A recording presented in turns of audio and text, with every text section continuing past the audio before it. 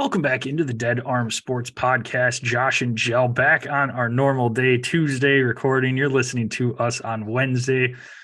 Coming in after the PGA Championship week, going to talk a lot about that this episode. And then Jell and I are going to get on our soapboxes at the second half of the episode and tell you what we're done with in a segment we call I'm Done With It. So we'll have some fun with that one. You can let us know on our socials if you agree, disagree with the topics that we are done with. But let's now that you bring up the socials, let's throw up a few polls on that. Okay. After release and say, get something like, are you done with this? Or, what are you more done with? We'll throw a couple polls up, get a little creative head-to-head action. A little head-to-heads. I like it. Going to kick off the episode with a PGA Championship related question of the day today, Jell. And we've seen the PGA Championship the last 2 years resemble more of a U.S. Open than a typical PGA Championship as far as score, what the course looks like. I mean, this rough was just ridiculous. Dude, it was insane. It was so long.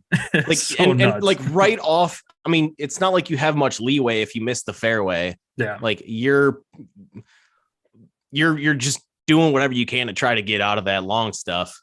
Yeah. Are you a fan of this style PGA Championship? I know obviously it's a major championship. These golfers, you want to see them at their peak performing their best.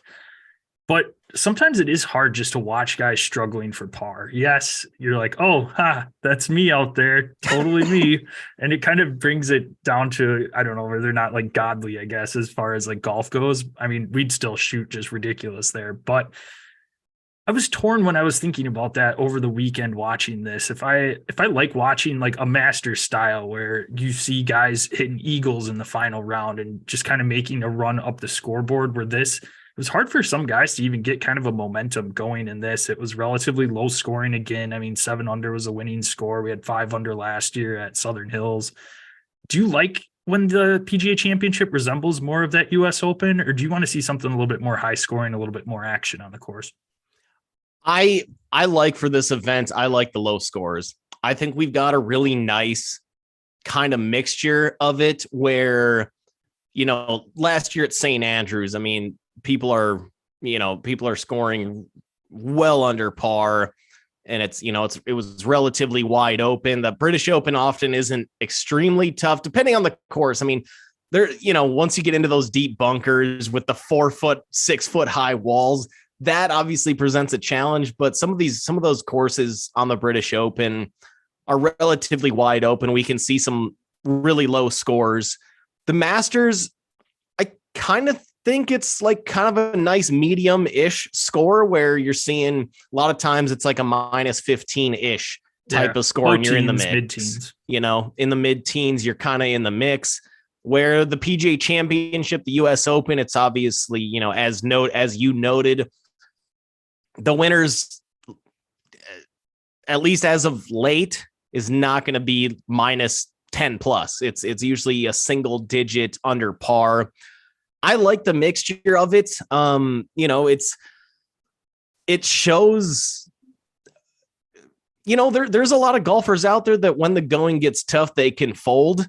When you're playing when they're playing an easy course and it's like, hey, I can just freaking cruise and just have money shots all 4 days and makeable shots. It's like, okay, that's really nice. But when the going gets tough, and if you do send one into the rough, how do you recover? Are you okay mentally to be able to recover from that? Or are you gonna pull we saw this, I think, one on Saturday, one on Sunday, Corey Connors Saturday and Vic Hovland Sunday, both ended up, they were deep in that rough, and they ended up, we saw this out of Rose too, deep in the rough as he was trying to hit an approach out of the green twice, I believe, at least one Sunday, maybe it was twice over the entire tournament, where he tried to, flop it onto the green because he was maybe 10, 12 feet off, and his ball went about 4 feet. And it's like, that's the kind of stuff that, the best of the best generally come to play and are able to make those shots and know, like, okay, this ball is lifted off the the rough is so thick and so long. Maybe my ball's lifted off the ground a little bit, so I don't need to try to create a divot. I need to just, barely get under this ball to, for this 12-foot flop shot or whatever. Like, that's what the best of the best can do. Where like, if you've got somebody that's just more of a robotic golfer, this is what I do every time when I'm from this distance on, in the rough, or from this distance on the fairway, or whatever. And this is exactly what I do. And there's maybe, there's not much variance to that, to their swing, and not really being able to adjust. That's where you see them struggle a little bit on these types of courses.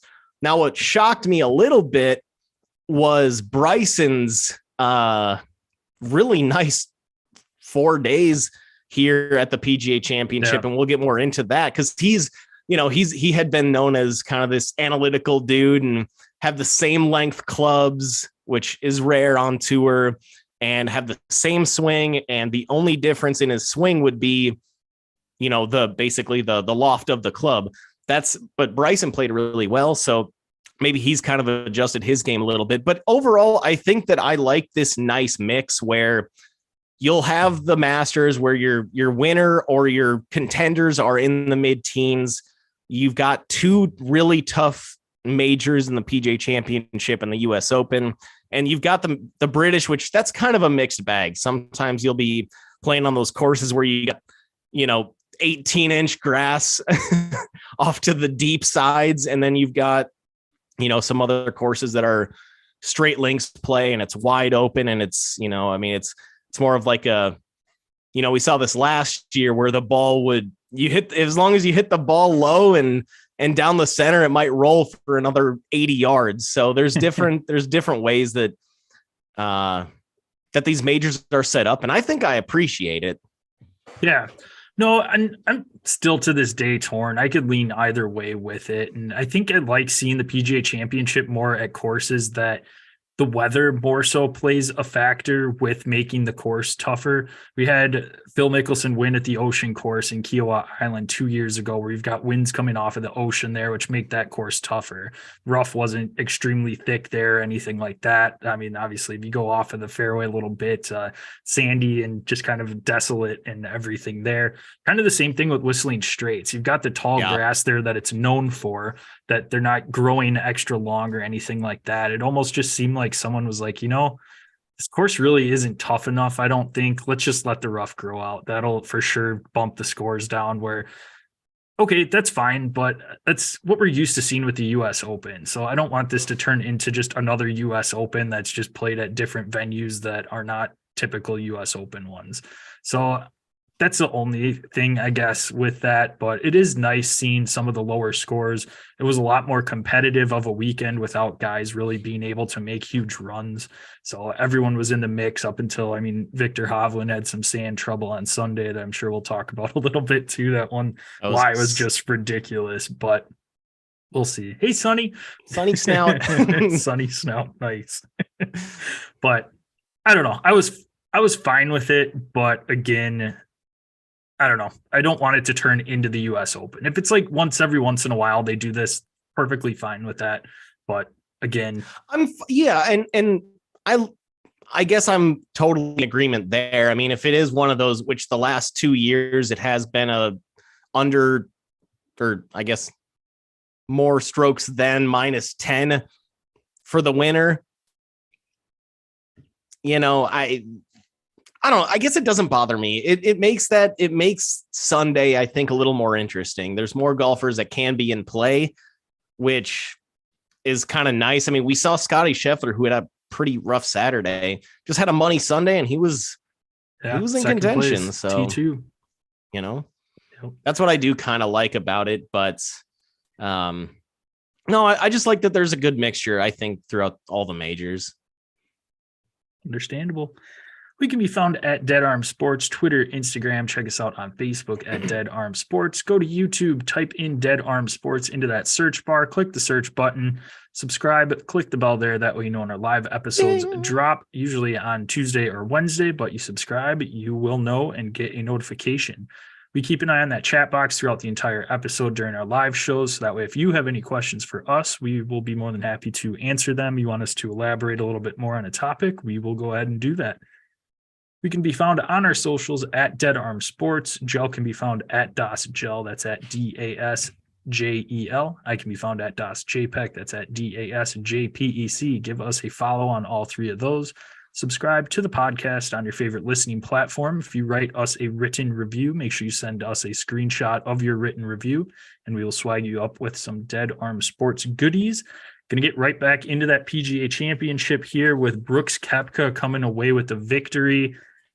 Third PGA Championship, fifth major overall. So quite the tournament for Mr. Brooks. And yeah, I mean, just phenomenal from pretty much start to finish on that. A little bit of a rougher opening round, but not anything that would have made it hard to come back from. And then just played solid on Friday, Saturday, and Sunday. Held off Scotty and Big Dick Vic and held on and got his fifth major championship. Yeah, I mean, Brooks this guy comes out to play during the majors. I mean, as you mentioned, 5 major titles, 3 PGA championships, 4 runner-ups in majors as well, beyond his 5 titles. And what's crazy is he's only got 4 other PGA Tour victories for right. every other tournament. So the guy comes out to play when the stage is on. Oh, and 2 of those 4 are the Waste Management, which is basically, the 6th major. I guess, was going to say like the Players 6th is the 5th. Yeah, I guess like they basically the 6th major. So and obviously the crowd and everything out at the Phoenix, like the guy comes out to play when the stage is biggest, and just makes me miss him, man. It just makes me miss him if he were to come out and still be on the PGA Tour and come out and play all these designated events, knowing these are elevated events, higher stakes, he obviously cares about the money. Clearly. Like, what do we need to do to get him back? I miss the dude. I miss the golfer. Yeah, he's, back when he was really like locked in, like super prime Brooks Koepka, he was kind of a dick. I mean, he was kind of a douche, but he is so good. He's so damn competitive. He's got kind of this douchey attitude, or had it. Seemed like he's kind of humbled himself a little bit, especially after that injury. I can't remember what it was. I know you watched that Netflix series that was very focused on Brooks, and it was a knee issue, I think. It's some sort of like knee. And he said that, that he felt like that in that episode, again, I haven't seen this, so maybe you can expand on this a little bit more, but from what I've heard, what I've read in that episode, he was pretty open about after that injury, he wasn't playing the same, and he didn't know if he would be able to get back to peak form. And clearly he has, because he played really well at the Masters. Now he's playing, and he just obviously wins the PGA Championship. I mean, was there any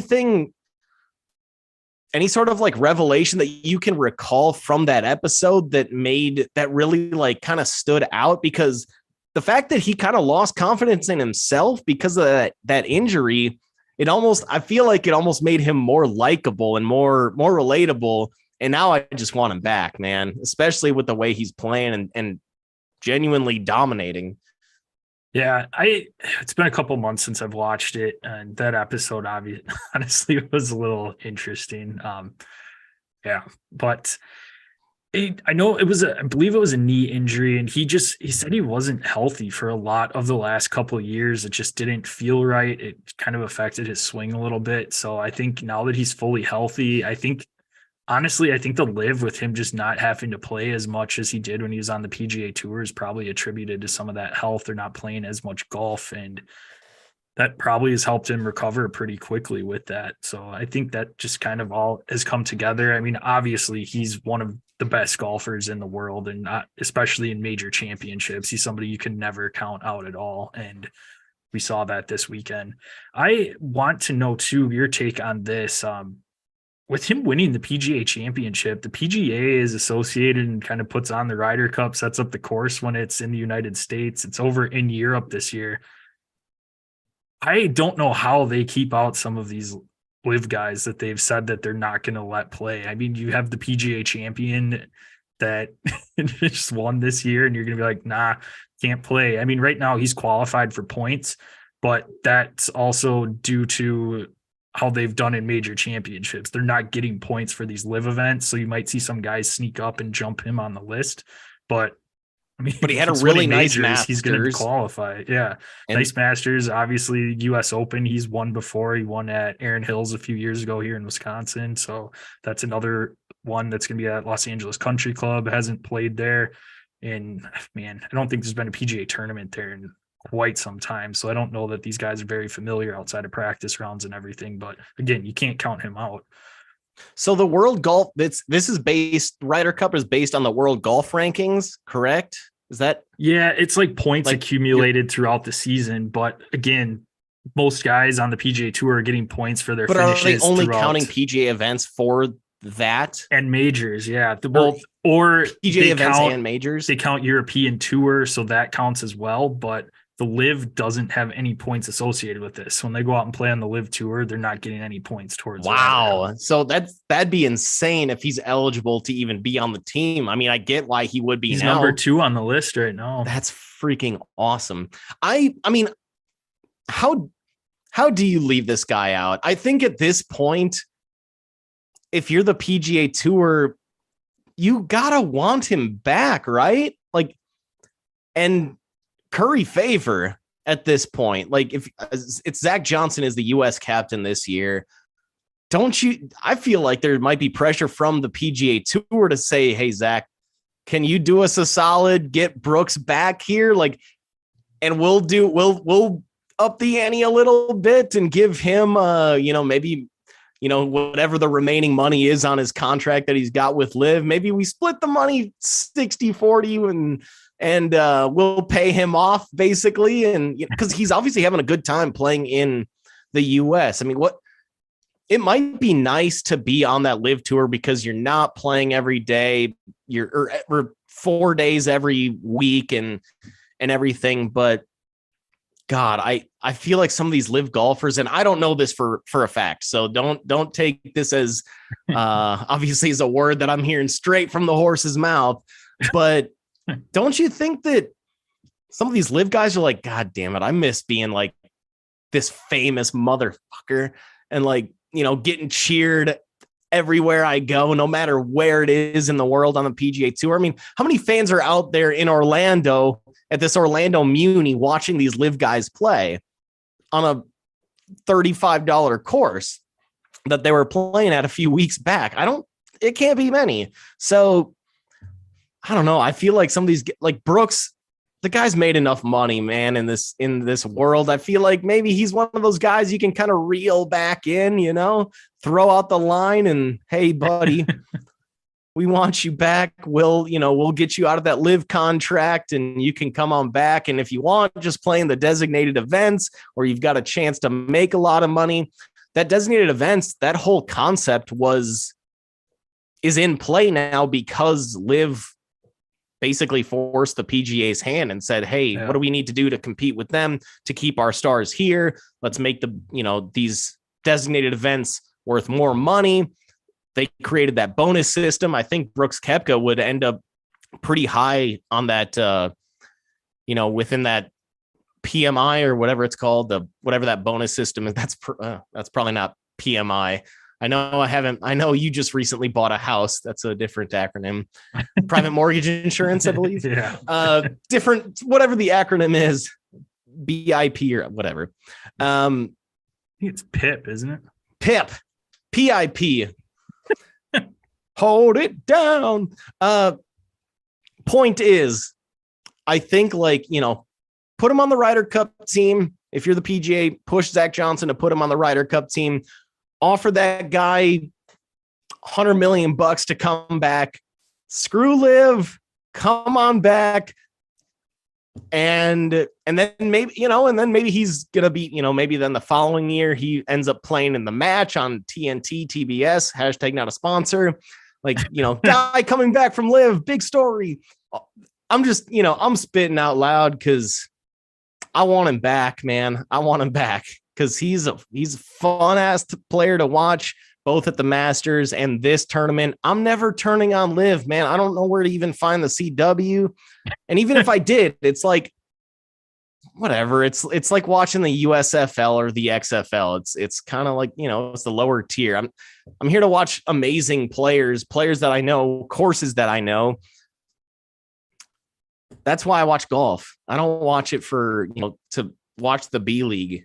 So I want him back. I don't care about anybody. I mean, it'd be nice to have Cam Smith and all these other guys back, but Brooks is my number one target to get back if I'm the PGA Tour. One other topic on Brooks here that I want to talk about before we move into some of the other ones with the PGA Championship here. And with him winning his 5th major now, granted, he's got 2 of the 4 majors. He's still searching for the Masters and the Open Championship.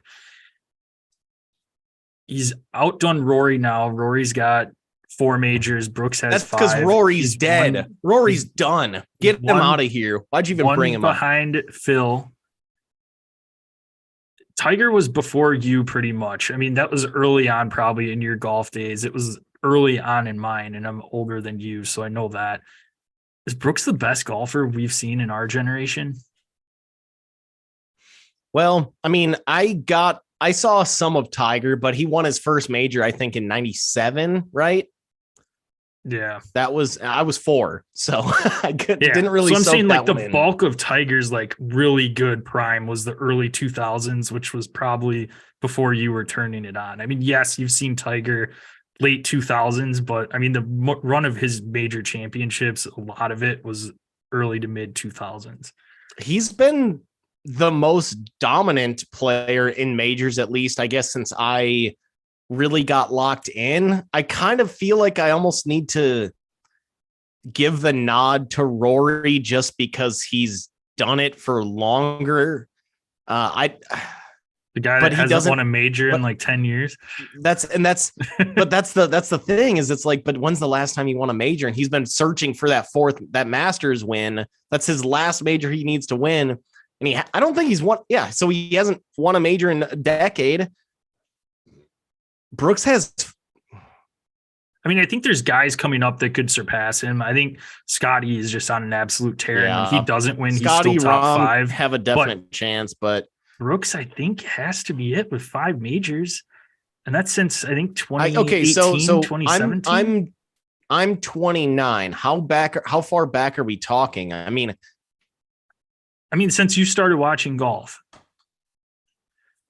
Since I really started paying attention, which would have been over the last 8 to 10 years, it has to be Brooks because he's won all of his majors in that time span, along with as well those 4 runner-ups.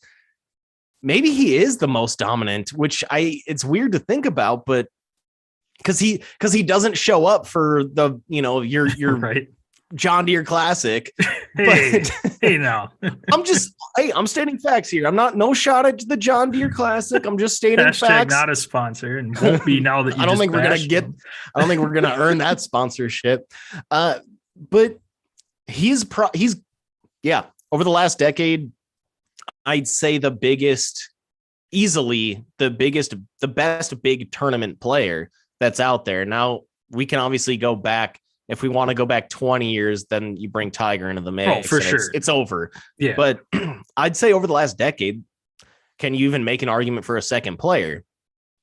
With 9 top 2s and 5 Ws in majors when there's only 4 a year, that's a 25%. That's almost a 20. That's about a 25% ish top 2 finisher over the last 10 years. That's pretty freaking good when you're talking about how many golfers there are in the world. And he's right. And he's taken home 25% of the top 2s over the last decade. Yeah. So I guess major wise, there's no question. He shows up to play when it matters. Second biggest story of the weekend is a guy that you can get a 45-minute lesson from for $125, and that is PGA professional Michael Block, just taking the tournament by absolute storm, culminating with an ace on Sunday and a heck of a par save on An hole 18. alley-oop ace. He sent that with Rory as his partner, so he from got tee already to hole, no ground, and just a freaking alley-oop. So gets in and qualifies for next year's PGA Championship and got 2 sponsor exemptions from this as well. So he'll be teeing it up in our Charles Schwab preview tomorrow, along with the RBC Canadian Open a little bit later on as well. So awesome to see that. I know he was on another podcast I was listening to this morning, and he's in the process of trying to qualify for the US Open and the British Open as well too. So hopefully we'll get to see him there as well. But man, what a story. What a guy that just, you could tell he's just happy to be there and just playing some of the best golf of his life, and just awesome to watch this weekend. Well, I texted the group, that this group text we've got going on, and I said, like, are you guys seeing this Michael Block guy? This guy just has like this just somehow he's just got this swag. I don't know who he is. He's just like hitting putts, and he just looks at the crowd and just kind of shrugs his shoulders like, did you see that? Like, I got like, I made it, mom. Like, just like, he's just got this, like, he just had this like swag and energy to him. And then you sent back and you're like, yeah, he's a club professional. Like, that's what he is. He's not on the tour. I thought maybe he was just like, one of those last guys that's on tour that you've never heard of before. Yeah. You're like, no, he's a club professional. I'm like, okay, that makes this way better. And so of course he's the number. He might have been the number one story, especially once you got to Sunday. I mean, they were following every single one of his shots on Sunday. And like every time he'd just do something awesome, he would just have this face of like, almost like disbelief. Like, I can't believe I'm here. I can't believe I'm playing with Rory. I'm grouped up with Rory. Like, that alone is a dream come true. And then for him to play well, he went 70, 70, 70, 71 Thursday through Sunday for a club pro on this course where, I mean, you got names up and down the lineup that I think Finau finished like 12 over. Meanwhile, you got this PGA, club pro out in somewhere in Southern Cal, who flies cross country to Rochester, New York, and is just down and just wiping the floor with the competition. Like, and I don't know, man. I was sitting there on Sunday, and as I was pissed off at my bet because I took Vic Hovland at the beginning of Sunday to finish that off. Idiot. And he peed himself. But I got a little bit emotional on 18 when he was sitting there, like, left side of the green, had about a 14-foot, maybe it would have been longer than that. That might have been a 25-foot chip that he had to hit onto the green to try to save par. And he's got maybe a 12, 15-foot putt to save, and he hits it. And he just, again, it's just this blank face and this is the most insane moment of my life. Rory goes up and just gives him a hug. Like, that's gotta be the coolest thing ever. I got a little emotional and then when he was talking to Amanda, is it Amanda Reiner? Is that whatever her last name is? Amanda on that's on that golf broadcast.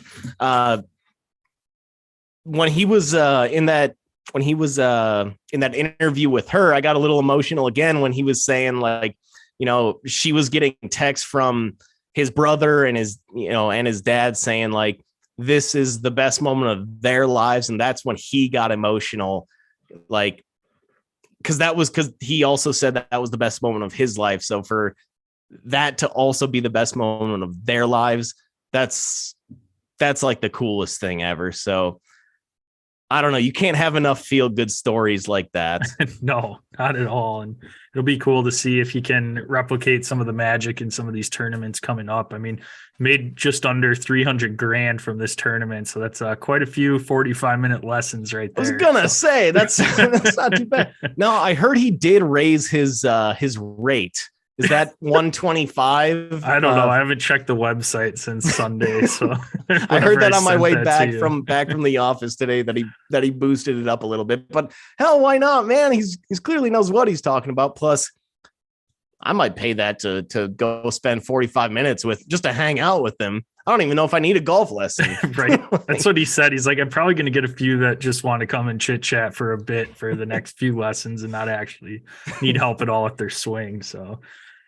But the only other one I wanted to bring up is just, Vic Hovland, just a really rough Sunday, just was in and out of sand traps. And that one that was up on the lip, that was just an absolute nightmare that pretty much knocked him out of contention. That was the knockout punch stretch.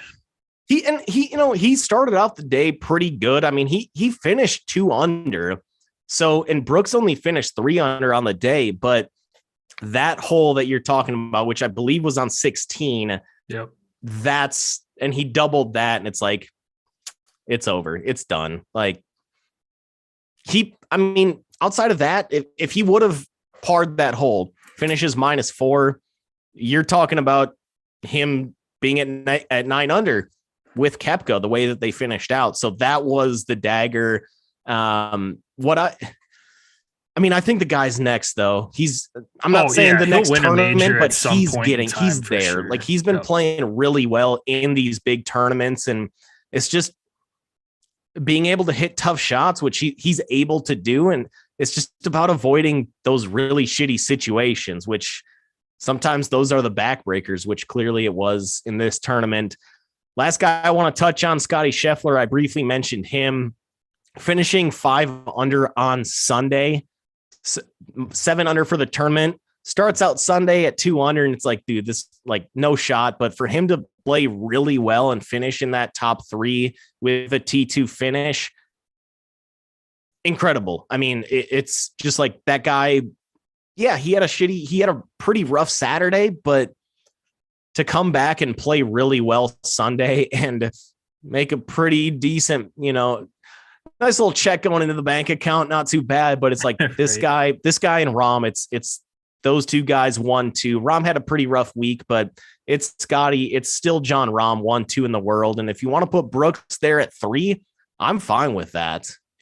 If you want that to be your top 3, I'm cool. Rory, you're dropping down. You're outside that top 3. I'm done. He actually had a pretty he finished T7, but still. Yeah. Before we get to I'm done with it, Gel, one more update. Not even trying. That would have been a nice transition. Would have, but no, have to go over. We are tied now with our majors. Gel getting the 3-2 edge in the PGA Championship. Victories from Terrell Hatton, Tony Baloney Finau, Brooks Koepka, and also the first win of our major picks as well. So I've got one regular season one. You've got a major one now. I got victories from John Rahm and Dustin Johnson. Ramalama ding dong. Ramalama ding dong. That was looking rough for a while, but ended up scraping by making the cut. So. Made the cut. Yep. That's half of it making the cut. 4 of our 10 picks missed the cut. So not great, Bob. Gel's done with Rory, and we are getting into I'm done with it. So in this segment, we are each getting up on our soapbox with various topics and telling you why we are done with it. So you want to kick it off, Gel, or you want me to? I'll give you the floor. All right. Well, this one will be fitting. I am done with the PGA Tour versus LIV. I don't care anymore. At first, I was like, oh, stupid LIV guys jumping over. And now I have fun watching them in the major tournaments. Just bury the hatchet. Find some way to make this relevant again. I want to see these guys back competing on a regular broadcast and not on the CW that if Gilmore Girls or whatever comes on, they have to switch over to the internet to stream the rest of it. I've heard at least, but no, I'm done. I don't really care anymore. Just it is what it is. And I'm sick of Phil tweeting out every time that a live guy does something well. Like, Phil, you're holding on to something right now that nobody Nobody cares gives a about. shit about. Yeah, nobody cares. He tweeted out something today along the lines of like, this is why live's better than PGA. We only play a certain number of tournaments, sets us up for the best chances to win majors. We're not exhausted, blah, blah, blah, blah, blah. And no, I don't care, Phil. You're holding on to this live versus PGA when no one else is. You see guys getting paired up with live guys out there, PGA and live, and they don't care. It's just like they're out there golfing and trying to beat everybody else out there for their job. So the pros are done with it for the most part. I'm also done with it. I can't agree anymore with you. Obviously, I'm already saying get Brooks back over from to the PGA Tour. But if that's not going to happen, and if the PGA isn't going to pay off live, which I mean, any amount of money to that Saudi Arabian group couldn't be enough, I'm sure. Probably not. I mean, they're clearly don't really give a shit about the money. Let's set up some tourneys. Let's go PGA versus live. You know, Dell Match Play is losing its spot next year. There is no Dell Match Play. But I believe that that the following season, that weekend is open. Why don't we turn that weekend into a PGA versus live event? Like, I mean, we got to do something about getting these live guys still involved with golf, because I think, like you said, that beef is gone. Maybe at the Masters, you know, I mentioned this in our post Masters episode where Phil hits that amazing shot on 18 or amazing putt on 18 to give himself, I believe, a top 3 finish. And it was a pretty cold crowd. Like, nobody was like, yeah, Phil, you know, the normal roar that you would hear for a Phil Mickelson sweet putt. And you're not going to win any fans back by tweeting like, oh, see, we're better.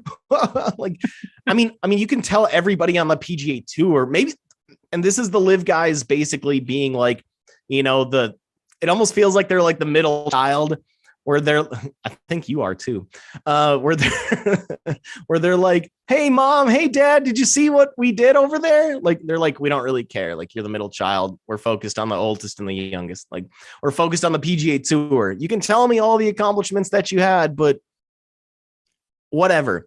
I think live needs to just give up. Like Phil, that's such a desperate, sad. Yeah, I have the actual tweet here, so that way I'm not giving the wrong info. So it's the tweet is, quote, love live or hate it. It's the best way /tour to be your best in the majors. Enough events to keep you sharp, fresh, and ready, yet not be worn down from too many tournaments or obligations. 14 live events, 34 weeks left open to prepare for 4 majors. Fact. End quote. Is it a fact that John Rahm on the PGA Tour won the Masters? Is that a fact, Phil? It kind of feels like it is.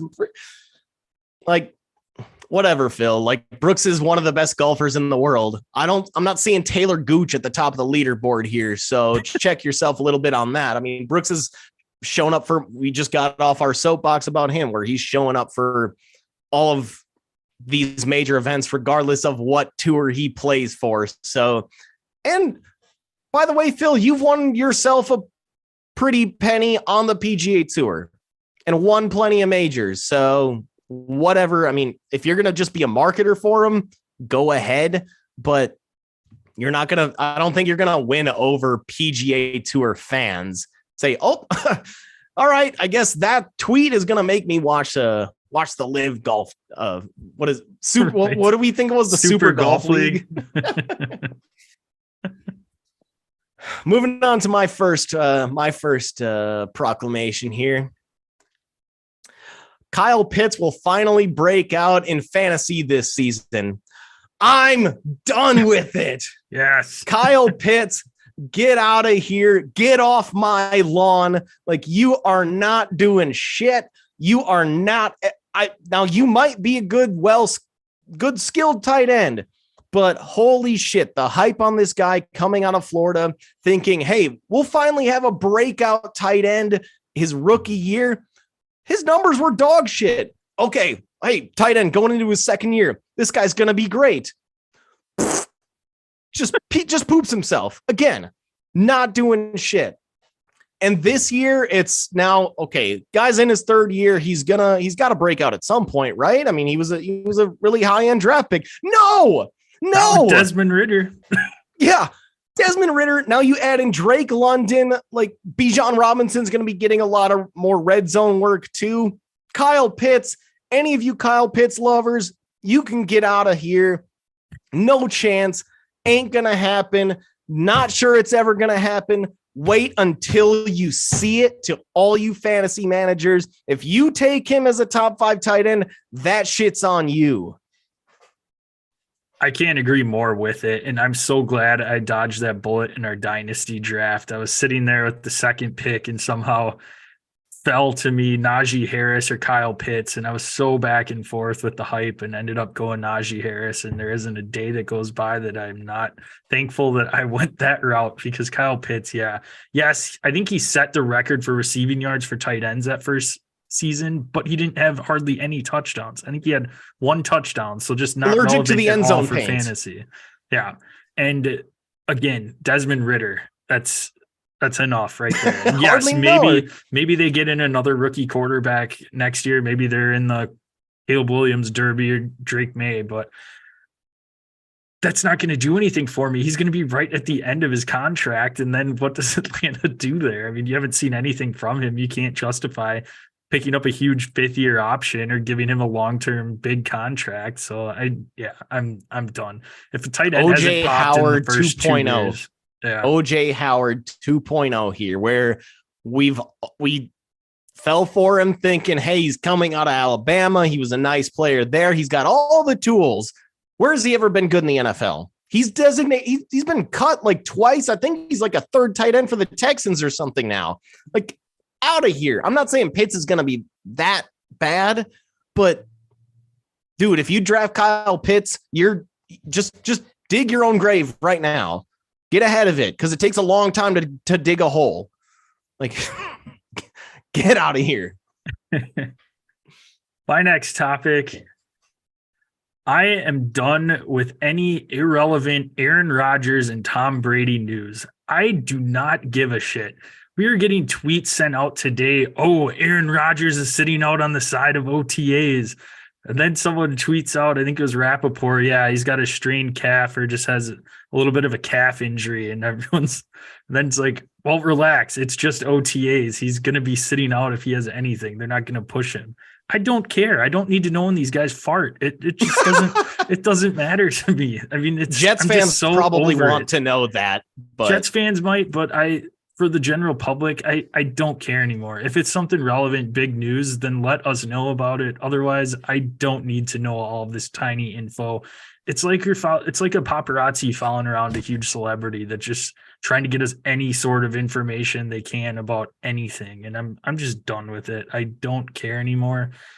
It is not something that I enjoy seeing when I open up a website or hearing about or seeing a tweet come through or a notification, especially for fantasy stuff. I don't care, because I don't think even Aaron Rodgers is going to be on any of my rosters this year. So I don't care. And to double down on that with the Brady piece that you mentioned, like, God, we'll fucking find out if he signs somewhere or if he decides to go back to the Niners. I don't care that he's a minority owner of the Las Vegas Raiders. That literally means nothing to me. That means nothing to me. Like, and when like, oh, the report of he's wishy-washy about the Fox deal, and then that's a big story, and then he comes out a day later and is like, no, I still plan on honoring that. I'm still planning on going to Fox next year. Like, but thanks for the 1-day story that was just a lie, I guess. Like, come on. I'm done with that too. I like that. That's a good call. We got enough Aaron Rodgers over the last two off seasons. Like, why do we need more? He's got a new team now. That's perfectly fine. I'm glad that has culminated and it's done with, but I don't care anymore. Stop feeding me news. What I care more about than those two topics, in other Jets news, Alan Lazard had to be carried off the field today because he got hit in the nuts. I care about that more than I care about anything Rodgers, anything Brady. Like feed me that video. Ugh. All right, next thing. LeBron James hinted after last night's game, they lost to the Nuggets in the Western Conference Finals 4-0. Nice clean sweep, break out the brooms. Kind of hinted that he might be thinking about retirement. I'm done with it. You think that he's gonna, he obviously knows he's not retiring. The fact that the media is actually discussing that today, live on a Tuesday, that LeBron might retire. Like, are you kidding me? He set this goal years ago that he wants to play with his son, Bronny James, in the NBA. He's not eligible to be drafted for another 2 years. You think that after he actually had a really nice series and his team just let him down. I mean, it's Anthony Davis was good every other game. His surrounding cast is a bunch of kind of like mid-level players. He had a really nice game. His game 4, I believe he had like 31 in the first half. You think he's just walking away now because he's in a very emotional state after that game where he says he has to evaluate. All he said was he needs to evaluate his future. And now the media is turning that into, could LeBron retire? I'm done with that shit. Come on, media. I know that it's the dead period in the NFL, but you're really running with this story. If anything, this is LeBron's attempt to just continue to be talked about. I mean, and honestly, that quote alone might save the NBA a little bit, because that series is over. 4-0 Nuggets win. The Heat Celtics series, Heat are up 3-0, and they're playing in Miami tonight. So the Heat very well may close this series out. The Celtics coach already said that he feels like he might have lost the locker room. He said that publicly. Like, what is that? Solid. But like, so I feel like the Heat are going to end up winning tonight live on a Tuesday and close that series out. And the NBA finals don't start. It's written in pen. It's written in ink. They can't flex on this. Don't start till June 1. That's what is that? 8 days from now? Yeah. Again, live on a Tuesday. So I guess this is going to be what the rest of what ESPN is going to talk about for the next week is, you think LeBron's going to return? Of course he's going to return. Like, media, get your heads out of your asses and know that LeBron's just saying this stuff, knowing it's going to get him more attention. And LeBron, if there's even an iota of truth to what you're saying, get your head out of your own ass. You're obviously coming back. He said today that he still feels like he's better than 90 to 95% of the league. You're really going to walk away from that contract where you're making above $50 million a year when you feel that way, and you know that you're still a really good player and still trying to fight Michael Jordan to be viewed as the GOAT.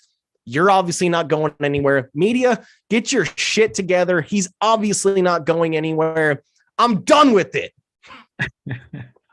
LeBron doing his best Aaron Rodgers heading into the offseason impersonation. I'm so glad you brought. He saw the Aaron Rodgers playbook and is just took a photocopy of it. I'm so glad you brought up the MJ piece, because I am so done with the MJ versus LeBron GOAT debate. That was one I had written down. I'm just so sick of it. It is two totally different NBAs between these two guys. When Jordan was playing, there's so much more defense. It felt like there's just usually one star athlete per team. Guys weren't teaming up with other stars to try and win championships like they are nowadays. And it's impossible to compare these two guys. But Jordan is the GOAT. The NBA would not be what it is today without him. So that's where I lean with that. But again, I am just so done with it because it is impossible to compare two careers at two totally different time periods in a league. It's impossible. Just stop.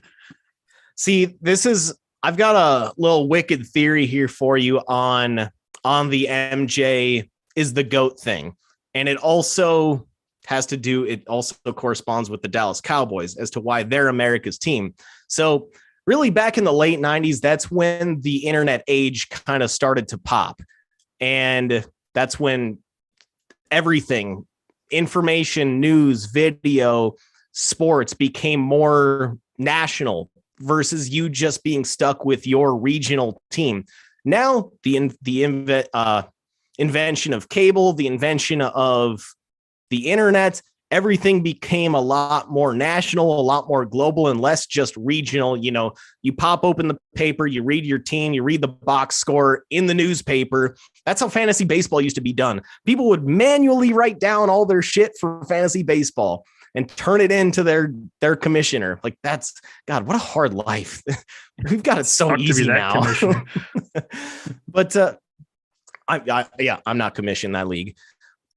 I think that the time period of the Cowboys being dominant was at the exact same time as Jordan's dominant Bulls, late 90s. That's also when the internet really kind of took off. I think it was technically the World Wide Web was invented somewhere in the early 90s, but it came a lot more accessible in the late 90s, early 2000s, along with cable really started to explode then. The Cowboys were dominant. That's why they became America's team. MJ was dominant. The Bulls were dominant. That's why MJ is looked at as the GOAT and won't change a lot of people's minds. There's no rhyme or reason for the Cowboys to. I get it with a lot more with MJ because he is a top 2 player of all time. I can go back and we could go back and forth for days on the LeBron MJ thing. I don't even know. I haven't even made up my mind on that yet, but just because I didn't see Jordan play. But why are the Cowboys America's team? There's no other reason other than that's when the game became a lot more global, a lot more, national, a lot more global. And that's it. That's the only thing that makes sense to me as to why the Cowboys are America's team. So I kind of look at the MJ timing in a very similar way, where a lot of people will never be like, we'll just say MJ's the GOAT no matter what. It's over. It's a done debate. You can make the argument about him or LeBron. Everybody can for forever. But I think that's just a working theory of mine. So keep that in the back of your head. Tune in next week for Joe's conspiracy theories. It's not a conspiracy theory. That's a very logical point that I made. All right. You know else what I'm done with? Super Bowl Monday not being a national holiday. Come on, man. This would help everybody out. That Monday after, I guess, and let's add to that list not only Super Bowl Monday, but the first 2 days of the NCAA tournament. Those should be holidays, man. But more specifically, Super Bowl Monday. The Super Bowl is a national sport. It's the sport that America can really hang their hat on in terms of we are really the only country that is this invested in football.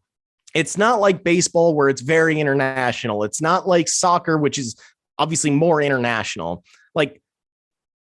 Football is America's sport.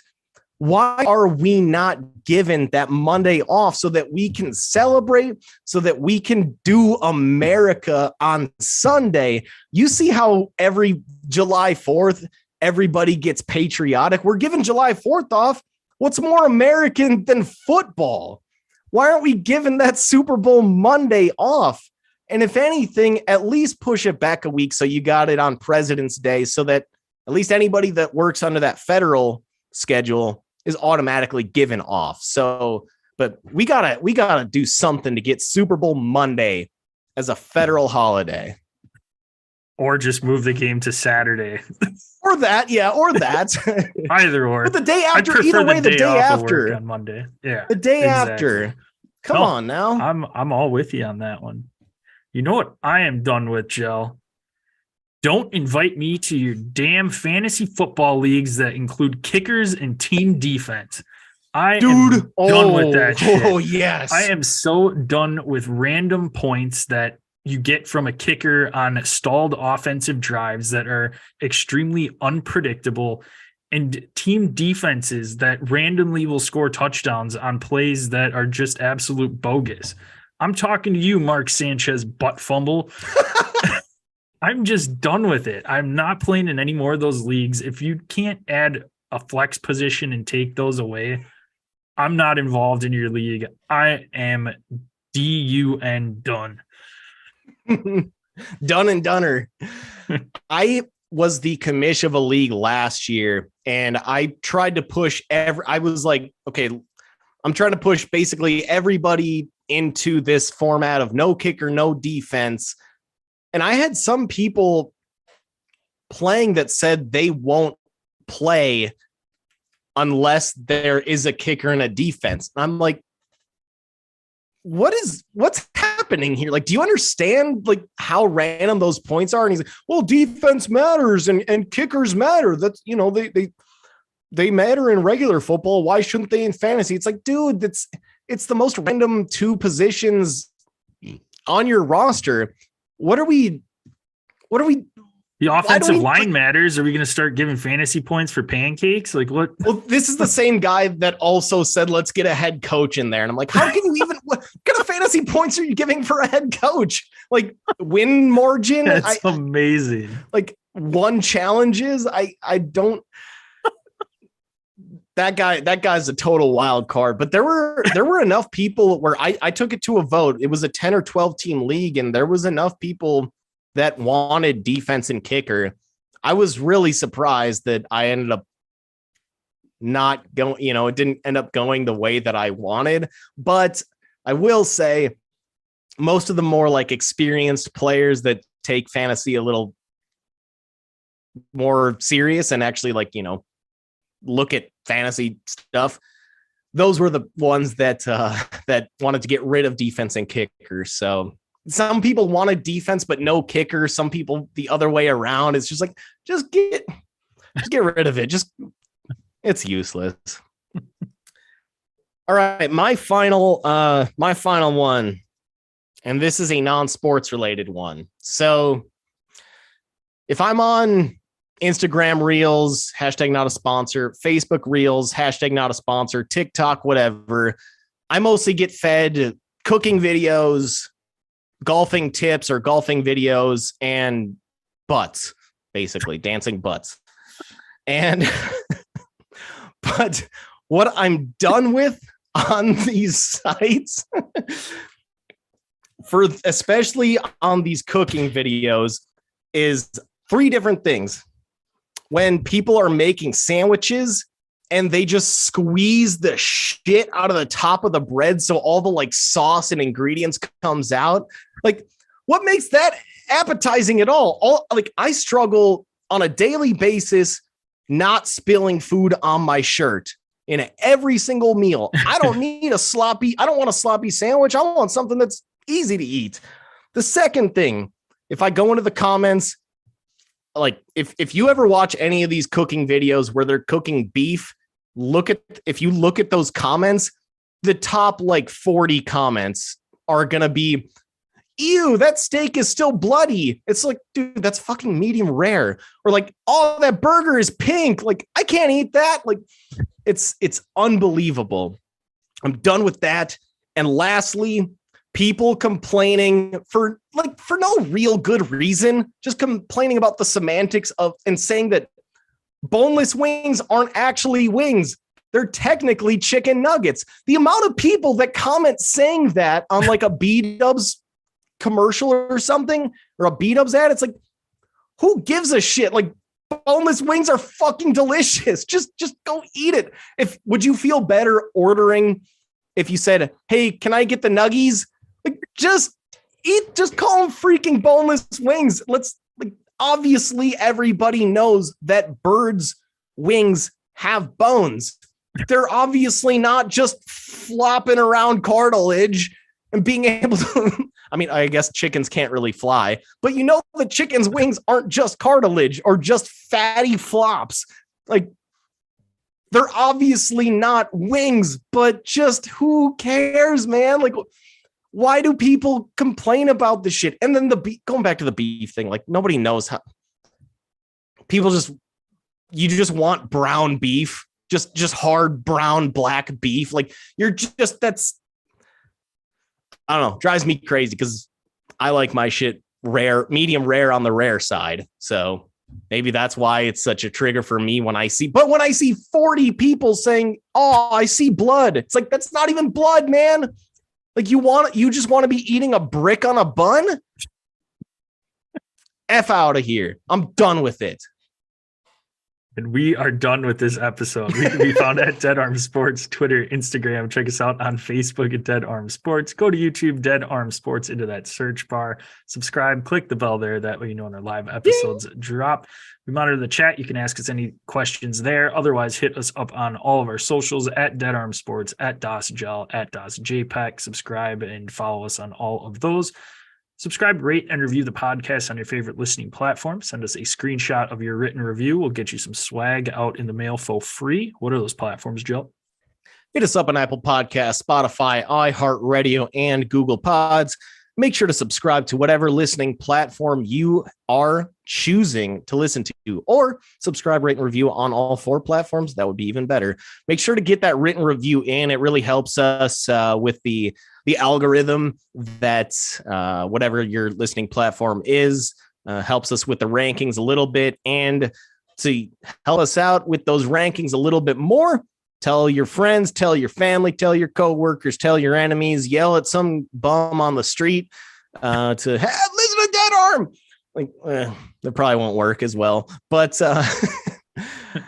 try to make some, get us connected with some new people or send them a link, send them one of our tweets of our episode and say, "Hey, check this out. We think that you might like it." They're talking PGA Championship. They're talking about sports topics that they're done with. This might be something that you'd be interested in. So I think that'd be one of those things that could really help out the Dead Arm Sports community. Make sure to find us on YouTube. Just search Dead Arm Sports and subscribe, rate, and review there. Hit that bell so that you get alerts, notifications whenever we put anything new out or whenever we go live. Appreciate everyone out there listening. Like Jill said, if you could tell somebody you know, that would be greatly appreciated by the both of us. We will be back with you tomorrow, going to give you our top 10 dynasty rookies. So we haven't done that yet. Going to hit that up. And of course, Charles Schwab preview as well, along with some NFL rule changes. That'll wrap it up. Close her out, Jill. Just speaking on this episode, I'm done with it.